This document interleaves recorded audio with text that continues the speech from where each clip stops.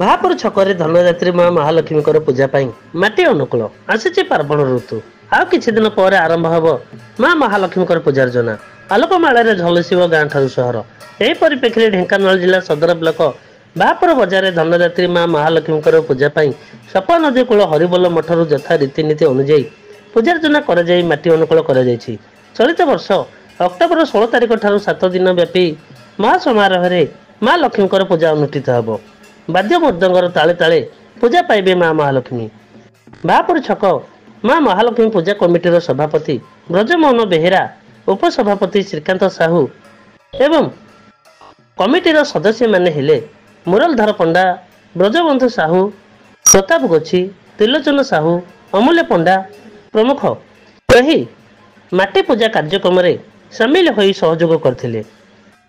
ଏହି ମାଟିକୁ ଅଣାଯାଇ ମାଙ୍କର ମମୋଇ ପ୍ରତିମାରେ ଦିଆଯିବ। ଢେଙ୍କାନାଳରୁ ମହେଶ୍ୱର ସାହୁଙ୍କ ରିପୋର୍ଟ, ଦୁର୍ଗା ନ୍ୟୁଜ 24 ଓଡ଼ିଆ।